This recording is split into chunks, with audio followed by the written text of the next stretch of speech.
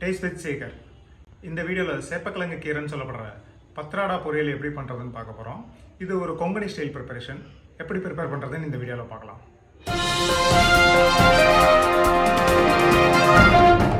அனைவருக்கும் வணக்கம். Welcome to IamSEKAR channel. So ஃப்ரெண்டோட வீட்டில் வந்து சும்மா சுற்றிட்டு இருக்கும்போது இங்கே இது மாதிரி ஒரு குரோட்டன்ஸ் மாதிரி இருக்குதுன்னு சொல்லி பார்த்தேன் நான். இது பாருங்கள், இது அட்லீஸ்ட் அப்படியே நம்ம ஊரில் இருக்க அந்த குரோட்டன் செடி மாதிரி இருக்குன்னு சொல்லி என்ன செடி அப்படின்னு கேட்டிருந்தேன். இதோட பொட்டானிக்கல் நேம் வந்து கொலகாசியா. இதை வந்து இவங்க இதை வந்து சமைச்சு சாப்பிட்லாம் அப்படின்னு சொன்னாங்க. எனக்கு பயங்கர சர்ப்ரைஸ் ஆயிடுச்சு. அதனால அவங்க அம்மா வந்து இதை வந்து சமைச்சு கொடுங்க அப்படின்னு சொன்னாங்க. இது எப்படி இருக்குது பார்க்கலான்னு சொல்லிட்டு. ஸோ அவங்க வந்து இந்த இலையை அப்படியே கட் பண்ணி எடுத்துட்டு வச்சு இது சமைக்க ஆரம்பித்தாங்க. அதை தான் இன்றைக்கி வந்து நம்ம பார்க்க போகிறோம். அந்த டிஷ்ஷு பேர் வந்து பத்ராடா.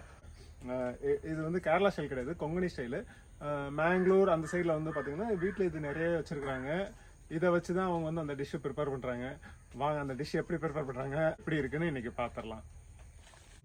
முதல்ல அந்த இலையை கட் பண்ணி தண்ணி ஊற்றி கழுவியாச்சு. அதுக்கப்புறம் ஒரு மசாலா ரெடி பண்ணியிருந்தாங்க. அந்த மசாலாவை எடுத்து வந்து இது மேலே பூசணும். அந்த இலையை வந்து நல்லா கழுவிட்டு பின்னாடி வந்து அதில் அந்த மசாலாவை தடவிடுறாங்க அவங்க. ஏன் இந்த மசாலாவை பின்னாடி தடவி வைக்கணும்னா, இந்த இலை வந்து சாப்பிடும்போது நமக்கு நாக்கு பயங்கரமாக அரிக்கும். அதனால சில சமயம் என்ன பண்ணுவாங்கன்னா தயிரும் கொஞ்சம் இந்த மசாலாவும் கலந்து கூட தடவி வைப்பாங்க. ஸோ அப்போ நாக்கு வந்து அரிக்கிறது வந்து ரொம்ப கம்மியாக இருக்கும். இந்த மசாலாவில் என்னெல்லாம் இன்க்ரீடியன்ஸ் இருக்குன்னு அவங்ககிட்ட கேட்கலாம். இதில் எந்தெல்லாம் உண்டாமே?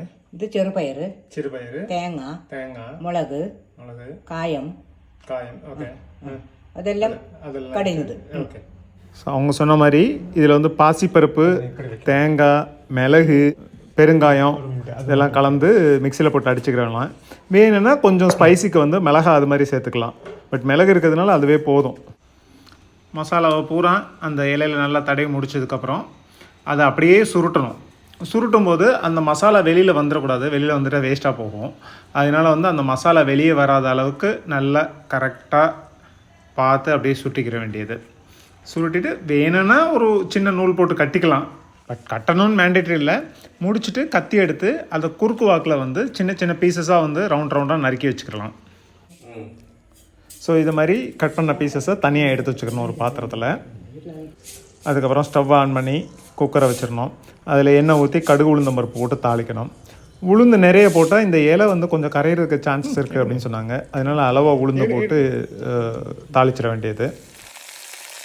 கடுகு உளுந்தம் பருப்பு நல்லா காஞ்சதுக்கப்புறம் அந்த கட் பண்ண இலை இருக்கு இல்லையா, அந்த ரவுண்டாக பீசஸ் இருக்கு இல்லையா, அதை எல்லாத்தையும் குக்கரில் வச்சிட வேண்டியது. கொஞ்சம் இடிச்சிக்காமல் உடஞ்சிடாத அளவுக்கு எடுத்து வச்சிடணும். எடுத்து வச்சுட்டு கொஞ்சம் தண்ணி ஊற்றிக்கலாம். அந்த மிச்ச மசாலா இருந்ததுன்னா அதுலேயும் கொஞ்சம் தண்ணி ஊற்றி கலந்து இதில் போட்டலாம்.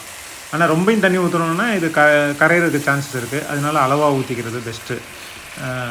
ஊற்றிட்டு குக்கரை மூடி 2 விசில் வர்ற வரைக்கும் வெயிட் பண்ணணும். 2 விசில் வந்ததுக்கப்புறம் ஸ்டவ் ஆஃப் பண்ணிவிட்டு குக்கரை கொஞ்சம் ஓப்பன் பண்ணி வைக்கணும். அது அப்படியே கொஞ்சம் பிளேட்ஸில் எடுத்து வச்சாச்சு, கொஞ்சம் ஆறட்டும் அப்படின்னு சொல்லிட்டு. அப்புறமா கூகுள் பண்ணப்போ தான் தெரிஞ்சுது இது வந்து சேப்பக்கிழங்கோட இலைகள் அப்படின்னு.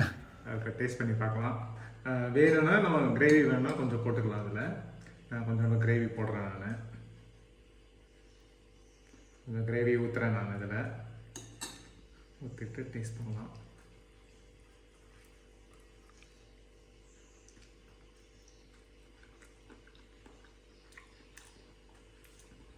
நல்லா இருக்குது. நம்ம கீரை டேஸ்ட் இருக்கு இல்லையா, அந்த டேஸ்ட்டில் இருக்கும். நல்லா பாயிலாக இருக்கணும். இதில் ஒரே ஒரு பிரச்சனை என்னென்னா நாக்கு அரிக்கும். ஸோ நாக்கு அரிக்கிறதுக்கு என்ன பண்ணலான்னா சில சமயம் தயிர் ஊற்றலாம், இல்லை மோர் ஊற்றிக்கலாம். அப்போது அதே மீறி வந்து நாக்கில் அரிப்பு இருக்குன்னு வச்சுங்க, ஒரு கிளாஸ் மோர் ரெடியாக வச்சுட்டு அந்த மோரை வந்து குடிச்சிட்டோம்னு வச்சுங்களேன், சூப்பராக இருக்கும். அது மட்டும் இல்லாத நிறைய மெடிசினல் எஃபெக்டை சொல்லிட்டு இருந்தாங்க. கண்ணுக்கு நல்லது, பிபி கண்ட்ரோல் பண்ணோம், இம்யூனிட்டி இன்க்ரீஸ் பண்ணோம், டைஜஷனுக்கு நல்லது. இதை இப்படி தான் பண்ணணும்னு இல்லை, குக்கரில் வைக்காத ஃப்ரை பண்ணி ஸ்நாக்ஸ் ஐட்டமாக செஞ்சும் சாப்பிட்லாம். ஸோ அது உண்மையிலே ரொம்ப நல்ல டேஸ்டியாக இருந்தது. கொங்கனி ஸ்டைலில் ப்ரிப்பேர் பண்ணியிருந்தாங்க. பத்ராடா வந்து உங்களுக்கு பிடிச்சிருக்குன்னு நினைக்கிறேன். இந்த வீடியோ பார்த்து என்ஜாய் பண்ணியிருப்பீங்கன்னு நினைக்கிறேன். லைக் பண்ணுங்கள், கமெண்ட் பண்ணுங்கள், ஷேர் பண்ணுங்கள், மறக்காமல் சப்ஸ்கிரைப் பண்ணுங்கள். நன்றி.